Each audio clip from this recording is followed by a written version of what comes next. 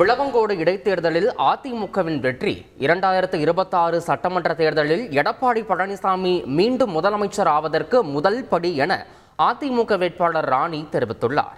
விளவங்கோடு இடைத்தேர்தலில் போட்டியிடும் அதிமுக வேட்பாளர் ராணி குழித்துறையில் நடைபெற்ற அதிமுக நிர்வாகிகள் கூட்டத்தில் கலந்து கொண்டார். அதிமுக நிர்வாகிகள் மத்தியில் பேசிய அவர், விளவங்கோடு இடைத்தேர்தலில் 50,000 வாக்குகள் வித்தியாசத்தில் அதிமுகவை வெற்றி பெறச் செய்ய வேண்டும் என கேட்டுக்கொண்டார்.